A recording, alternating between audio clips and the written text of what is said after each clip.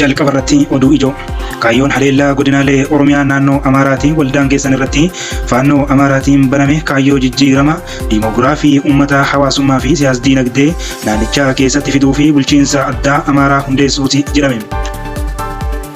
Dippiloomatiin duraanii Somaaliyaa Somaaliilaandii bulchuuf filaman eenyu? Pirezidaantii Somaaliilaandii ta'uuf kan filataman kana dura qondaala Somaaliyaa turan waa'ee isaa bal'inaan isin biraan geenya. Magaalaan Finfinnee badhaasa Afrikaa Ismaartii Siitii injifatte. Aanaan Iroobii kan naannoo Tigraay Eertiraan dhuunfattee rakkoo keessa akka jiru dubbataa jiru. Oduu baha gidduu galaarraa arganneen immoo haleellaa Beeruutiin booda Hizboollaan Israa'elitti rooketii 250 dhukaasee Sadaasaa 25 irratti gabaafameera. Waraanni Israa'el akka gabaasetti Hizboollaan daangaa Libaanosii irraa rooketiiwwan 250 itti dhukaase. Kanneen dhageettan hangafoota oduu guyyaa irraatiif qabannee guutuu isaa yoo nu duukaa turtan ni dhageeffattu.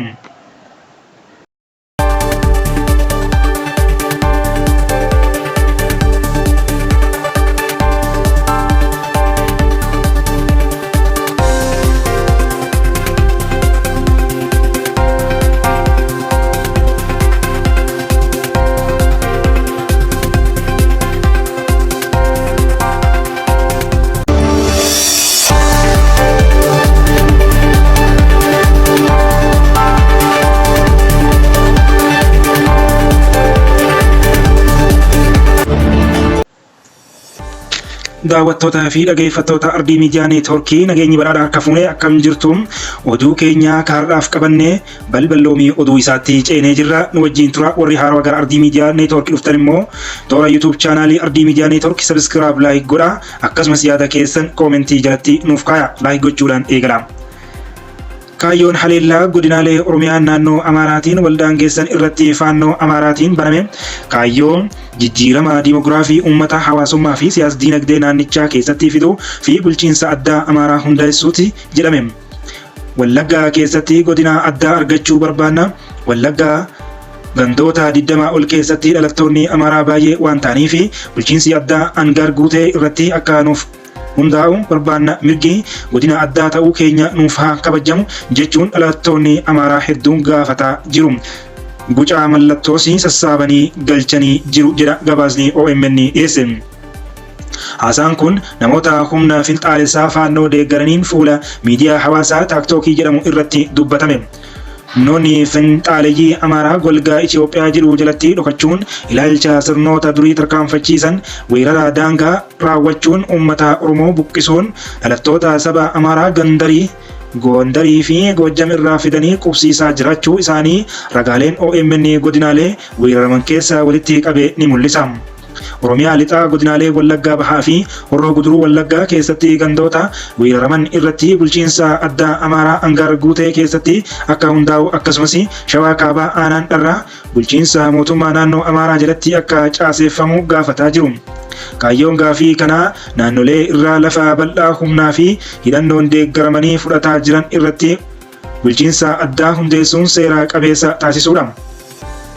Kanaaf faannoon Amaaraa qabiyyee lafa Oromiyaa saamee eenyummaa Oromoo balleessuuf weerara daangaa kallattii afurii oliin Oromiyaa irratti banee Oromiyaa diigaa jiisaa jira. Godina Wallaggaa Bahaa irraa aanaaleen akka Giddaa Ayyaanaa, Kiramuu, Limmuu, Guutoo Giddaa, Angaar Guutee fi Galiilaa irratti weerara banee jira. Aanaa Kiramuu keessa gandoonni akka Lalistuu Somboo, Maattii, Margaa Jireenyaa, Caffee Soromaa fi Caffee Aannanii dabalatee gandoonni 13 humna finxaalessaa kanaan qabamanii jiru. Horroo Guduruu Wallaggaatti ammoo Jaartee Jaardagaa, Amruu fi Abee Dongoroo aanota weeraramanidha.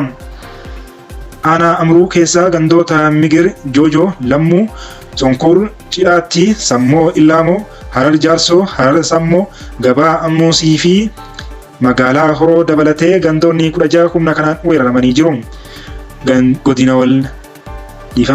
Godinaalee Wallaggaa Bahaa fi Horroo Guduruu Wallaggaatti weerara humna finxaalessaa faannootiin raawwatamaa jiruun hanga ammaatti gandoota baadiyyaa aanaa Amruu 21 keessaa 16, aanaa Kiramuu keessaa gandoota 13, aanaa Horroo Bulluq keessaa gandoonni 7, aanaa Jaartee Jaardagaa keessaa gandoota 8, walumaa galatti gandoonni 44 ol bulchiinsa mootummaa naannoo Oromiyaa jalaa bahuun to'annoo faannoo jala galanii jiru.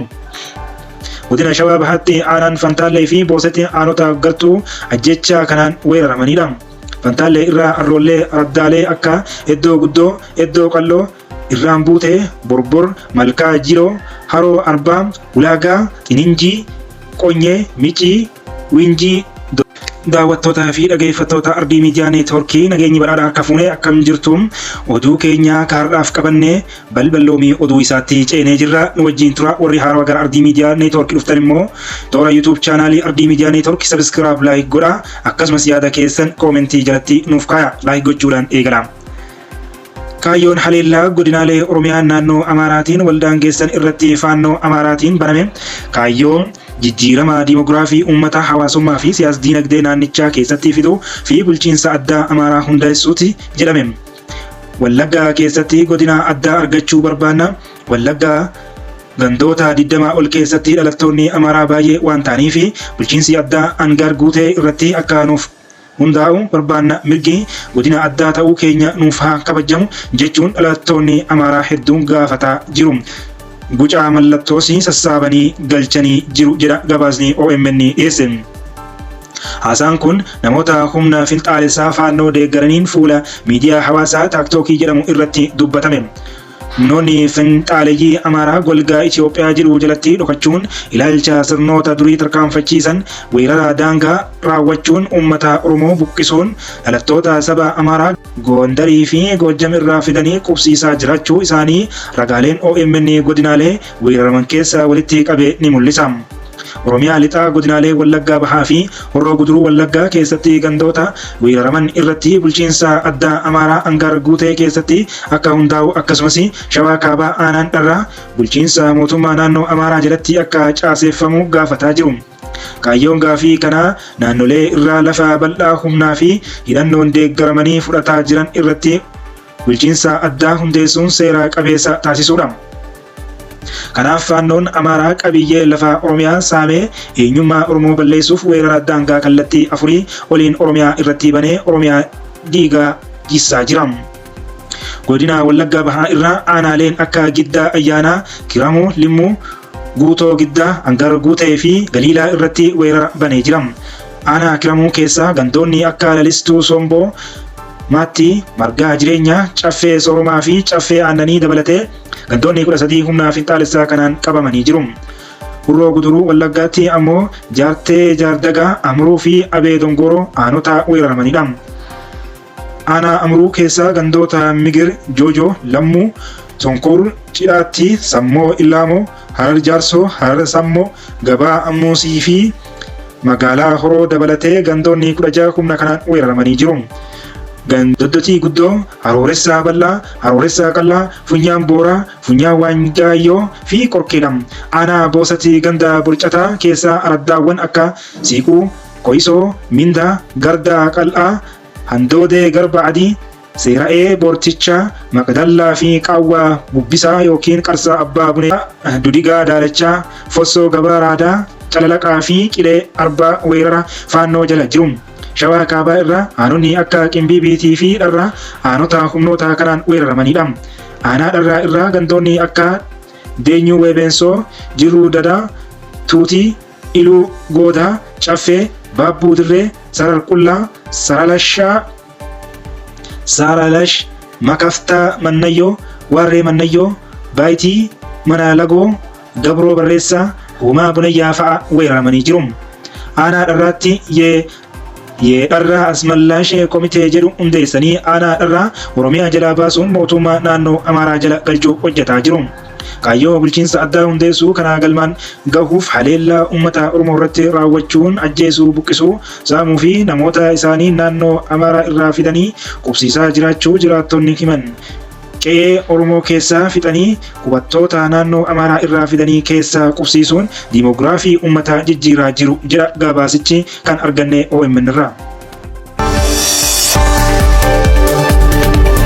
Oduu itti aanuun dippiloomatiin duraanii Sumaaleelaandii bulchuuf filaman eenyu? Pirezidaantiin Somaalilaandii ta'uuf kan filataman kana dura qondaala Somaaliyaa turan hoogganaan paartii mormituu Abdurrahmaan Muhammad Abdullaahi yookaan Irroo jedhamanis kan beekaman pirezidaantii haaraa Somaalilaandii ta'uun filatamaniiru. Erga mo'uun isaanii mirkanaa'ee booda hunda keenyatu mo'ee Somaalilaanditu mo'ee jechuun tokkummaa labsanii jiru. Filannoo bulchiinsa Somaalii irraa walabummaa labsattee kanatti taasifameen uummanni 650,000 ta'uu sagalee kenneera. Obbo Abdurrahmaan paartii isaanii wadaanii bakka bu'uun pirezidaantii Somaalilaandii bara 2017 eegalee aangoorra jiran Musee Bihii Abdii mo'atan. Guyyaa kibxataa komishiiniin filannoo biyyaalessaa Somaalilaandii obbo Abdurrahmaan sagalee 63 9.2 mo'achuu labse. Marsaa lammataaf Somaalilaandii bulchuuf kan dorgoman Musee Bihii sagalee 34.81% lammaffaa bahuun injifachuu dhaban. Namni siyaasaa gameessi ganna 69 bulchiinsa gaanfa Afrikaa bulchuuf jedhan garuu eenyu kan jedhuuf waamicha tokkummaa obbo Abdurrahmaan injifannoo gonfachuuf isaanii kanneen sagalee kennan jijjiiramaa fedhuu isaanii agarsiisa. Haa ta'u malee erga injifachuun isaanii ibsamee booda uummataaf ergaa kan dhaaman namni siyaasaa kun tokkummaa labsan. Guddina keenyaaf mee haa tokkoomnu, lammiilee Somaalilaandii tokkummaan malee anaafisii hin jirru. Kuniif filannoo warra mo'ataniif mo'amanii miti garuu kan obbolummaa fi tokkummaati jedhan. Pirezidaantii Somaalilaandii Musee Bihis galateeffataniiru. Filannoo sadaasa 13 taasifame kana dippiloomaatonni biyyoota Awurooppaa fi Ameerikaa 9 taajjabbaniiru. Dippiloomatii duraanii Somaaliyaa Hargeessatti bara 1955 kan dhalatan obbo Abdurrahmaan mana barnootaa sadarkaa lammaffaa Somaaliyaatti xumuran. Eegasii gara Ameerikaatti imaluun barnoota Business Administration jedhamuun digirii lammaffaa isaanii barataniiru. Bara 1981 hojii isaanii jalqabaa dippiloomatii embaasii Somaaliyaa Moskoo argamutti eegalan. Yeroo wal waraansaa waliin Somaaliyaa bara 1991tti gamtaa Sooviyetii yeroof ambaasaaddara Somaaliyaa ta'uun tajaajiluu eegalan. Eegasii booda gara Fiinlaandiitti ce'uun maatii isaanii Somaaliyaatti baqatan waliin jiraachuu eegalan. Lammummaa Fiinlaandis argatan. Bara 2002 gara Somaalilaandii deebi'anii paartii mormituu Justice and Welfare Party UCID jedhamu nama siyaasaa biroo waliin hundeessuun siyaasa seenan. Bara 2005 hanga 2017 afyaa'ii paarlaamaa Somaalilaandii ta'uun tajaajilaniiru. Bara 2012 paartii USCID jedhamu keessaa bahuun paartii Wadaanii jedhamu hundeessan. Beekamtii paartii kanaas guddachaa dhufe. Filannoo bara 2017 irratti paartii hundeessan bakka bu'uun pirezidaantii ta'uuf dorgoman garuu Musee Bihiidhaan mo'aman. Filannoo bara 2024 deebi'anii dorgomanii injifataniiru. Musee Bihii keessumaa sababa rakkoo dinagdeen hammi bituu mallaqa bulchiinsatti dadhabuu isee hawaasni yoo komatu callisanii waan ilaalaniif mo'aman jedhu qeeqxonni. Kan bulchiinsi Musee Bihii Somaalilaandii qoqqoode jechuun qeequ. Musee irraa maaliin adda ta'a kan jedhu immoo yeroo duula filannoo dorgomtoonni dhimma beekamtii idil addunyaa argachuu dinagdee fi dimokiraasii kaasuun wal dorgomaa turan. Lammiin Eertiraa ogeessi seeraa ta'anii fi kan dura gosa mootummaa Somaalilaandii ta'an Musee Ifreem obbo Abdurrahmaan Musee Bihii irraa maaliin adda ta'a isaa jedhu akkana jedhu. Dippiloomatii waan ta'aniif hiree dhagahumuu guddaa qabu. Namoota beekumsa qabanitti dhiyaachuun dhageeffachuu danda'u. Kanaaf akkasumatti itti fufuu jedheen yaada. Pirezidaantiin duraanii Musee Bihii ammoo loltuu turan. Irroon ammoo dippiloomatii waan ta'aniif ilaalchi siyaasaa isaanii gargar ta'a. Abdurrahmaan akka warri lixaa jedhan ilaalcha sooshaal diimokiraatiyaa jedhamu qabu jedhan waan beekaniirraa yoo dubbatan namni siyaasaa kun yeroo filannoo morkataa jabaa turan. Gama kaaniin namni siyaasaa kun gaanfa Afrikaas hubatuu jedhu. Somaalilaandii qofa osoo hin taane Somaaliyaa sirriitti beeku. Dippiloomaasii fi dhimma siyaasaa naannoo kanaa sirriitti nama hubatudha. Dhimma gaanfa Afrikaa kan Itoophiyaa, Eertiraa, Jibuutii fi Somaaliyaa, Suudaan sirriitti beeku. Nama siyaasni sirriitti galuuf waan ta'aniif haalota tasgabbiin ilaalu. Kanaaf siyaasa Somaalilaandiif gaanfa Afrikaaf barbaachisu tarkaanfachiisuu jedheen amana. Namni pirezidaantii haaraa Somaalilaandii ta'uuf filaman Somaaliyaa waliin mari'achuu akka fedhan kana dura ibsaniiru.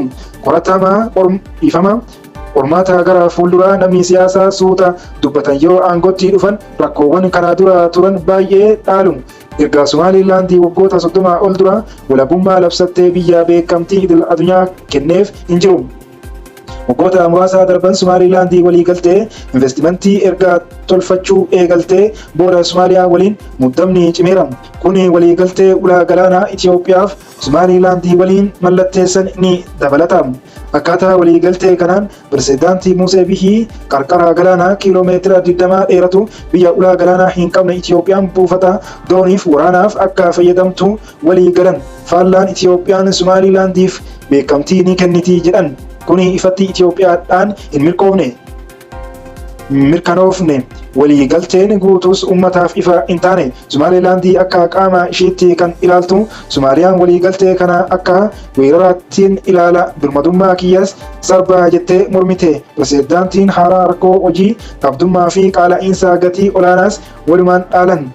Ejjennoo walii galtee ulaa galaanaa irratti obbo Abdurrahmaan egeree walii galtee ulaa galaanaa Itoophiyaaf Somaalilaandii mallatteessan irratti yoo gaafataman jecha dippiloomaasii fayyadaman. Waan jijjiiran akka qaban akeekan. Walii galtee ulaa galaanaa Itoophiyaa fi Somaalilaandii deebi'anii akka keessa ilaalanii fi mootummaa Somaaliyaa Moqadishoo jiru waliin marii akka eegalan dubbatan. Daayireektara Akaadaamii Nagaa fi Misoomaa buufataa isa Hargeysaa godhatee kan ta'an Muhammad Farah Haaris pireezidaantii ta'uuf kan dorgoman sadanuu walii galtee kana hin mormine jedhu. Ta'usii waadaaniin hojii irra oolmaa walii galtichaa irratti ilaalcha addaa ta'e qabu jechuun ibsu. Marii Somaaliyaa waliin gochuu yaadan irratti immoo xiinxalaan kun akkana jedhan. Ajandaa lama erga takka raawwachuu hin danda'an gara Itoophiyaa yookiin gara Somaaliyaa goruu qabu. Somaalilaandiif beekamtii kennuu hin feetu. Somaalilaandis qaama Somaaliyaa ta'uu hin feetu. Somaalilaandiin bakka addaa lafa ta'edha jechuunis ulaa galfee of Eden fi galaana diimatti galchuutti argamti. Somaaliyaa irraa tasgabbii qabaattus filannoos yeroo yeroon gaggeeffattus beekamtii idil addunyaa garuu hin qabdu. Pireezidaantii ta'uuf kan filaman Abdurrahmaan hariiroo Somaalilaandii Taayiwaanii waliin qabdu akka itti fufan himaniiru. Bulchiinsonni lamaan bara 2021 yeroo hariiroo tolfatan Chaayinaa fi Somaaliyaan mufii ibsanii turan.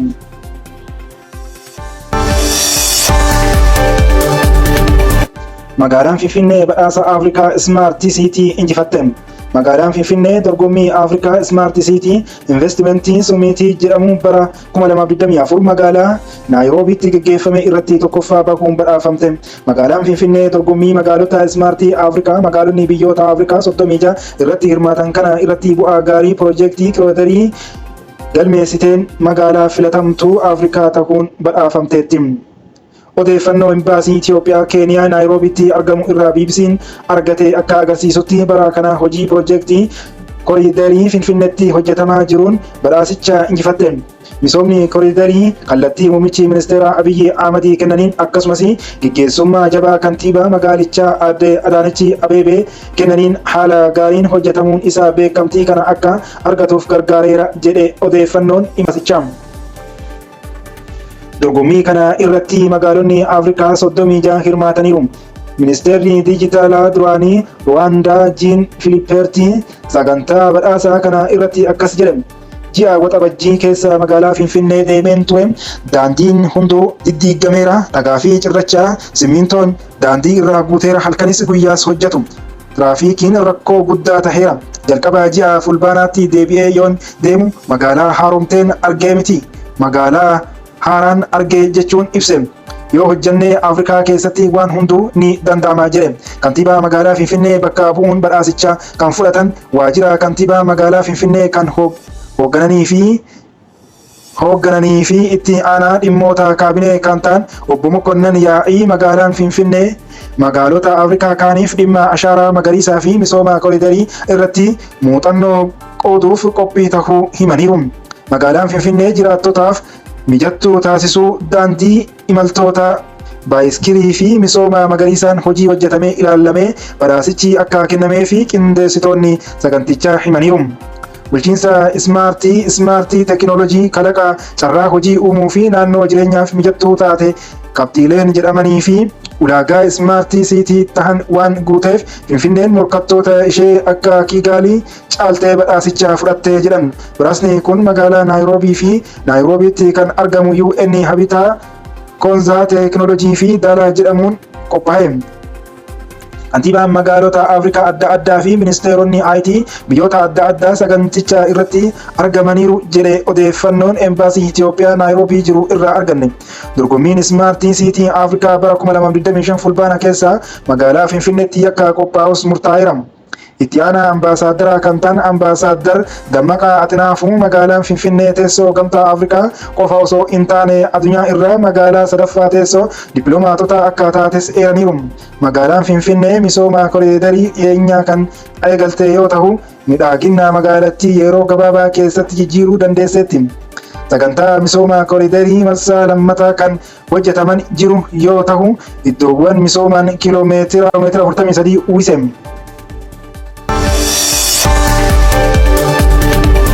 Oduu gara kaaba Itoophiyaa fi Eertiraarraas qaaree kan arganne immoo aanaan Roobii kan naannoo Tigraay Eertiraan dhuunfattee rakkoo keessa akka jiran dubbatu.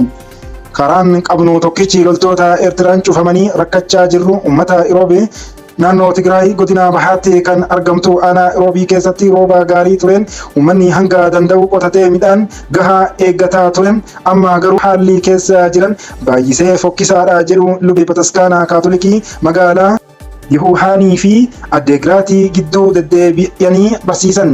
Aanaan Roobii waraana hamaa mootummaa federaalaa fi humnoota Tigraay gidduutti waggoota lamaaf geggeeffame dhiiga baay'ee dhangalaaseen naannicha keessatti hedduu miidhaman keessatti waraanni kun walii galtee waggaa lama dura tasgabbeeffamus dhaabbatus gaaga'amni waraanni ture sun qaqqabsiisee ammallee miidhaa geessisee jira. Aanaa Roobii daaleetti kutaaleen naannoo Tigraay biroo keessatti dhukaasni dhaabbatullee wal'aansa fayyaa dhabuu fi rakkooleen hawaasummaa birootiin du'aatii fi buqqaatiin namaa itti fufuu jiraattonni aanichaa BBC'n dubbise ni himu. Abdiin keenya waaqarraa aanaan Roobii Itoophiyaa fi Eertiraan bara gita bittaa kolonii Xaaliyaanii irraa kaasee naannawa daangaatti argamuunaaf mala jechuun gaafii irratti kaasanidha.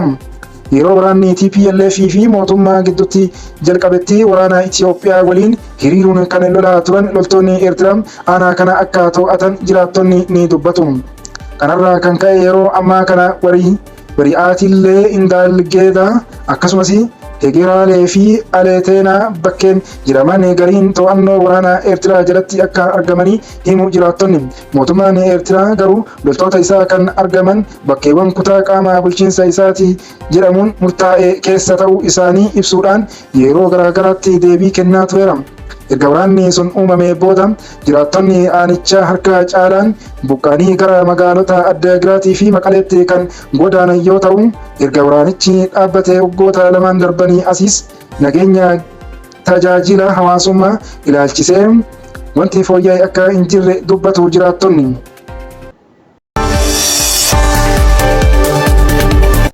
Oduu baha gidduu gala irraa arganneen immoo haleellaan Beeruutitti booda Hizboollaan Israa'elitti rooketii 250 dhukaasee sadaasa 25,2024 waraanni Israa'elii akka gabaasetti Hizboollaan daangaa Libaanosii irraa rookeetiiwwan 250 itti dhukaaseera. Fulbaanatti muddamni gidduu isaanii jabaatee haleellaan Hizboollaa kunis isa jabaadha jedhameera.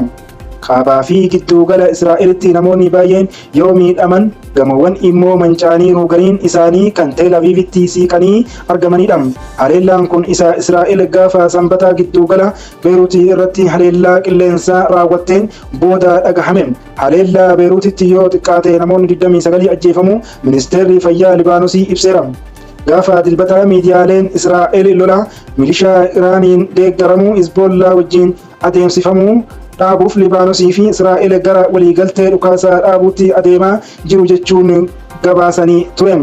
Rookettiin Libaanosii irratti dhukaafamuun booda poolisiin Israa'elii caccabaan rooketii naannoo Teel Aviivitti kukkufee argamu himeera. Haleellaan kallattii ollaa tokkorraa bu'ee manneen gubee balleesseera jedhe humni ittisa Israa'el. Hizboollaan haleellaa gidduu gala Beeruutitti raawwateef deebii akka kennu kan hime yoo ta'u Teel Aviiv irratti xiyyeeffachuun kaampii waraanaa 2 irratti akka dhukaasaa himeera. Humni waraanaa Israa'el booda irraa haleellaa qilleensaa 12 wirtuuwwan ajajaa Hizboollaa Dahiyee irratti raawwachuu himeera. Ministeerri fayyaa Libaanosii gaafa dilbataa lakkoofsi namoota lubbuun darbee 20 hanga 29 akka ta'u himee haleellaa Israa'el akeekkachiisa malee gaafa sanbata raawwatee walumaa galatti namoonni 84 ajjeefamaniiru. Humni waraanaa Israa'elii dhimma kanarratti yaada kennuu baatullee miidiyaaleen Israa'elii haleellicha qondaala olaanaa Hizbollaa Muhammad Haydar ajjeesuu irratti kan xiyyeeffatee ture. Israa'el lola Hizbollaa waliin taasifatuun jiraattonni 60,000 kaaba Israa'el irraa buqqaanii akka deebaniif jetti. Libaanositti onkololeessa 2023 irraa qabee namoonni 3,670 kan ajjeefaman yoo ta'u, yoo xiqqaate namoonni 15,400 kan ta'an madaa'aniiru. Akka qondaalonni Libaanosii jedhanitti kanneen miliyoona 1 ol ta'an immoo qe'ee isaanii irraa buqqaaniiru. Torbaan lamaan darbanitti Israa'el haleellaa Hizbollaa irratti taasiftuu cimsiteetti. Gaafa dilbata immoo miidiyaan Israa'el kan jedhamu Israa'el Hizbollaa dhukaasa dhaabuuf yaada US dhiyeessitee fudhattus ammallee garaagarummaan jira. Daawwattootaa fi dhaggeeffattoota keenya oduun keenya karraaf qabannee kanuma hanga walitti deebinutti fayyaanuu ta'a.